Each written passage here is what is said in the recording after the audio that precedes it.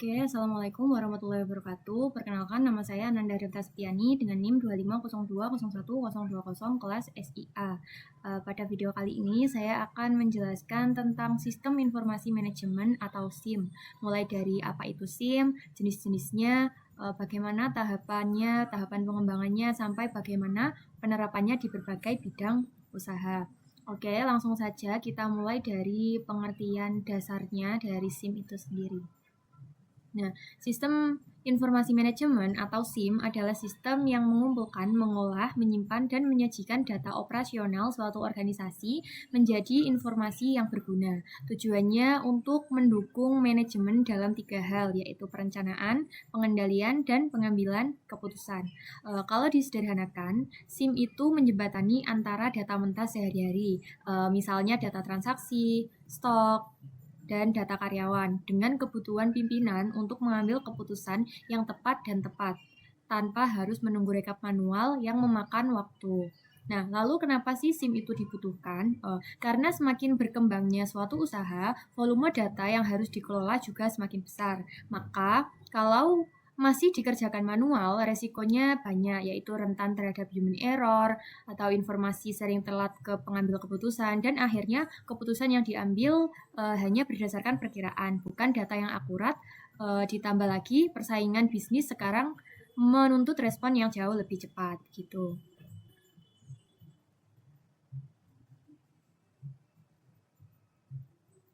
Nah, kemudian SIM ini bisa berjalan karena didukung 5 komponen yang saling terintegrasi. Yang pertama yaitu ada data. Data itu merupakan fakta mentah, contohnya seperti transaksi, stok, harga, dan pelanggan. Kemudian ada perangkat keras, yaitu contohnya komputer, printer, scanner, sebagai media kerja. Lalu ada perangkat lunak, itu aplikasi atau program yang mengolah data menjadi informasi. Kemudian ada prosedur. Nah, prosedur di sini merupakan aturan atau alur kerja standar dalam mengoperasikan sistem. Kemudian ada manusia sebagai pengguna sistem, mulai dari staf operasional, admin, sampai pengambil keputusan. Nah, kelima komponen ini harus berjalan bersama. Kalau salah satu saja timpang, misalnya perangkat lunaknya bagus tapi prosedurnya tidak jelas, nah jadi sistem tidak akan berjalan secara optimal gitu.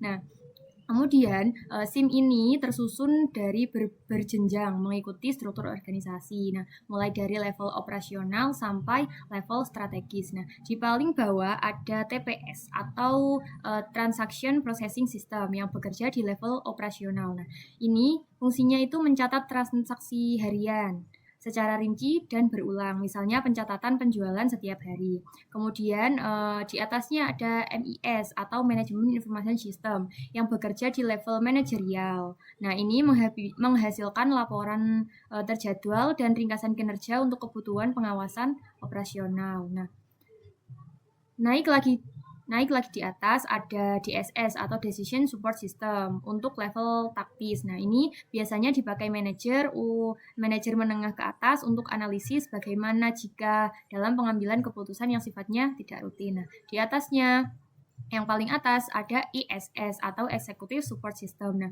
kadang juga disebut AIS yang bekerja di level strategis untuk mendukung keputusan jangka panjang dan arah perusahaan secara keseluruhan begitu. Nah, sekarang kita masuk ke tahapan pengembangan SIM. Nah, masuk ke bagaimana SIM ini dikembangkan. Nah, secara umum pengembangan SIM melalui 6 tahapan, yaitu ada identifikasi masalah, ada analisis kebutuhan, ada perancangan sistem, perancangan antarmuka, implementasi, dan terakhir evaluasi dan pengembangan. Nah, menariknya, ke-6 tahapan ini sifatnya siklis, artinya hasil evaluasi di tahap akhir akan menjadi masukan lagi untuk penyempurnaan sistem berikutnya. Oke. Nah, yang tahap pertama adalah identifikasi masalah, yaitu menganalisis proses bisnis yang sedang berjalan untuk menemukan titik-titik inefisiensi sebelum sistem dirancang. Biasanya ini dilakukan lewat wawancara, observasi lapangan, dan pengumpulan data historis. Nah, beberapa pertanyaan kunci yang biasanya diajukan di tahap ini itu di mana proses saat ini paling sering bermasalah, kemudian seberapa besar dampaknya terhadap operasional, dan juga apa yang menyebabkan inefisiensi tersebut begitu. Nah, setelah masalah teridentifikasi, tahap kedua adalah analisis kebutuhan. Nah, Analisis kebutuhan ini merupakan menentukan kebutuhan fungsional, yaitu fitur apa aja yang wajib ada, dan kebutuhan non-fungsional seperti kemudahan pemakaian, keamanan, performa sistem. Contohnya kebutuhan fungsional yang umum misalnya autentikasi pengguna, fitur input dan pengelolaan data transaksi sampai dashboard, ringkasan, dan laporan. Nah, tahap ketiga adalah perancangan sistem, yaitu merancang alur kerja sistem menggunakan diagram. Nah, diagramnya seperti flowchart, activity diagram, sequence diagram, atau IRD. Nah, ini supaya interaksi antara pengguna, proses, dan data yang terlihat jelas sebelum masuk ke tahap pemrograman. Kemudian tahap keempatnya adalah perancangan antarmuka, yaitu mendesain tampilan yang akan digunakan pengguna sehari-hari. Nah, dashboard, form input, halaman transaksi, sampai laporan. Nah, ini semua itu supaya mudah dipahami meskipun oleh pengguna yang tidak terlalu paham teknis. Ada beberapa prinsip penting di sini, yaitu dalam merancang antarmuka itu desainnya harus sederhana dan konsisten, kemudian meminimalkan jumlah klik untuk tugas rutin, serta memberi umpan balik yang jelas seperti notifikasi atau konfirmasi setiap kali pengguna melakukan aksi begitu.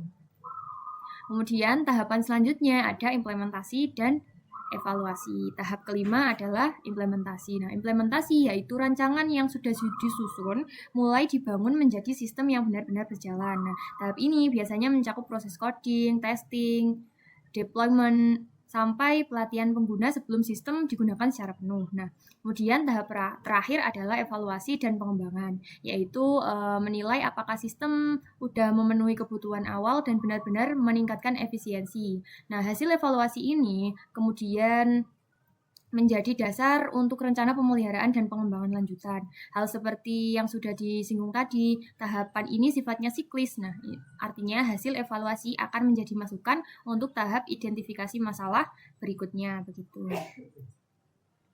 Nah, kemudian keenam tahapan tadi itu bisa dijalankan dengan pendekatan yang berbeda-beda. Nah, dua yang paling umum adalah waterfall dan agile atau agile ini itu merupakan metode pengembangan sistem.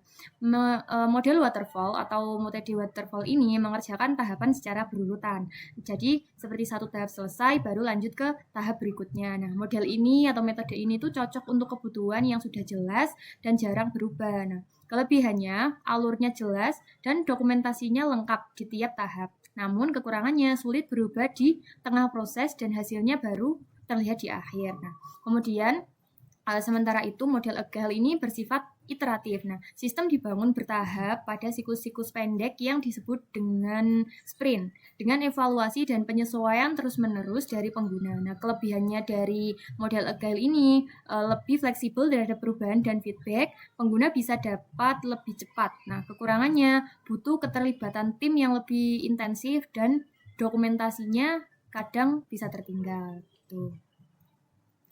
Nah, kemudian sekarang masuk ke bagian penerapan SIM di berbagai bidang usaha. Penerapan SIM ini sebenarnya sudah diterapkan di banyak sekali bidang usaha. Contohnya seperti retail dan perdagangan. Nah, retail dan perdagangan ini untuk manajemen stok, kemudian transaksi kasir, dan analisis tren penjualan. Kemudian juga pada bidang manufaktur itu untuk perencanaan produksi, kontrol kualitas, dan rantai pasok. Kemudian pada bidang kesehatan ini untuk rekam medis elektronik, penjadwalan layanan, dan pengelolaan data pasien. Lalu pada bidang pendidikan juga sudah diterapkan ya SIM ini sendiri. Nah, itu contohnya itu untuk sistem akademik, nilai, presensi, dan administrasi kampus misalnya gitu. Kemudian di bidang usaha selanjutnya yaitu ada perbankan dan keuangan. Nah, ini untuk transaksi nasabah, manajemen risiko, dan pelaporan keuangan. Jadi bisa dilihat SIM ini sifatnya sangat fleksibel dan bisa disesuaikan dengan kebutuhan hampir semua jenis organisasi. Nah, salah satu contohnya di bidang retail dan perdagangan ini. Supaya lebih konkret, saya akan tunjukkan langsung salah satu contoh penerapannya di lapangan dari bidang usaha retail dan perdagangan ini. Nah, contoh penerapannya dari bidang usaha retail dan perdagangan ini ada pada Sarjito Sabira Fotokopi. Nah, ini merupakan toko ATK dan jasa fotokopi atau print gitu. Nah, 4 masalah utama yang ditemukan pada sistem manual toko ini adalah, nah ini 4 masalah utama yang ditemukan dalam sistem manual toko ATK ini adalah risiko salah hitung. Nah, ini human error saat mencatat harga, kemudian jumlah lembar fotokopi sampai rekap kas. Kemudian ada juga stok tidak real time. Nah, barang menipis baru diketahui setelah pengecekan fisik secara berkala. Kemudian ada data terfragmentasi. Nah, ini transaksi jasa fotokopi tidak terintegrasi dengan penjualan ATK begitu. Kemudian laporan lambat disusun. Nah, ini itu karena masih direkap manual dari nota dan buku kas dan rentan hilang atau rusak gitu. Nah, masalah-masalah inilah yang menjadi dasar penyusunan kebutuhan sistem baru, yaitu sistem informasi manajemen. Nah, setelah itu pada tahapan perancangan sistem, alurnya digambarkan mulai dari login, dashboard, lalu admin bisa memilih salah satu dari 4 modul utama, yaitu data barang, layanan, transaksi penjualan, dan manajemen laporan gitu. Setiap aksi yang dilakukan admin akan tersimpan di database sebelum ke menu utama atau selesai. Nah, selain flowchart juga dibuat sequence diagram itu untuk perancangan sistemnya. Nah, ini untuk menjelaskan interaksi yang lebih rinci antara admin sistem dan juga database pada 4 proses inti, yaitu login, pengolahan data barang dan layanan, manajemen stok dan laporan, serta transaksi penjualan begitu.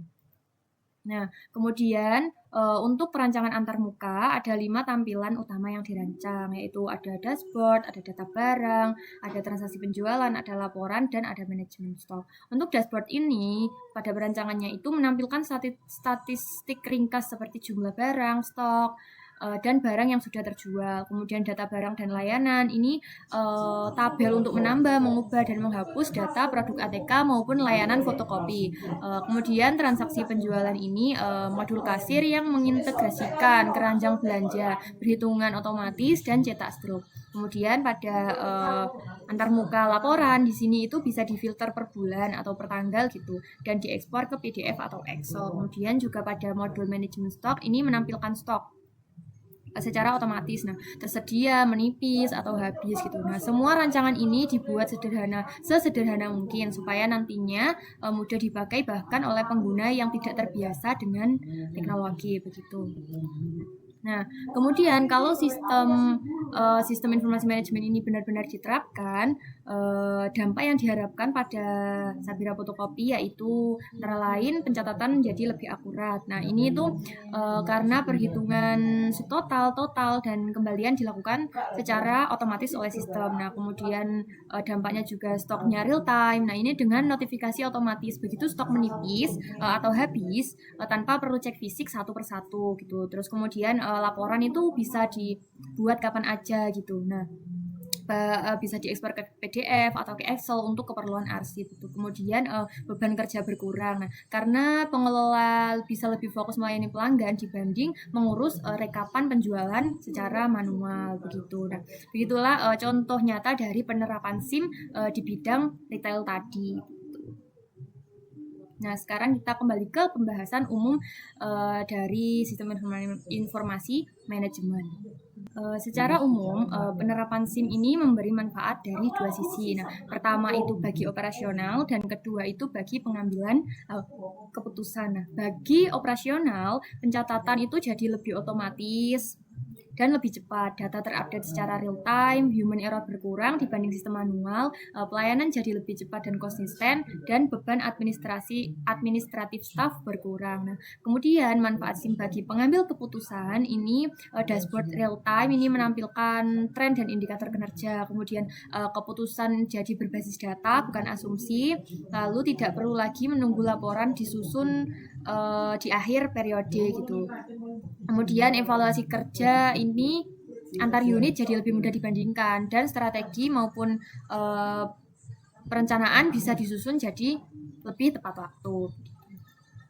Nah, kemudian apa sih tantangan dalam SIM? Tentu saja dalam penerapan SIM ini tidak selalu berjalan mulus. Ada beberapa tantangan yang umum ditemui. Nah, contohnya ini ada resistensi perubahan. Nah, ini itu karyawan terbiasa cara lama dan enggan beradaptasi dengan sistem baru. Kemudian biaya investasi, nah mulai dari pengadaan perangkat, lisensi software, sampai biaya pemeliharaan sistem. Kemudian keamanan data, keamanan data, risiko kebocoran atau penyalahgunaan data kalau sistem tidak dijaga dengan baik. Kemudian tantangan yang terakhir ada kesiapan SDM. Nah, ini tuh kebutuhan pelatihan agar pengguna mampu mengoperasikan sistem secara baik. Nah, tantangan-tantangan ini bisa diminimalkan lewat perencanaan yang matang, pelatihan bertahap, dan dukungan penuh dari pimpinan organisasi. Begitu.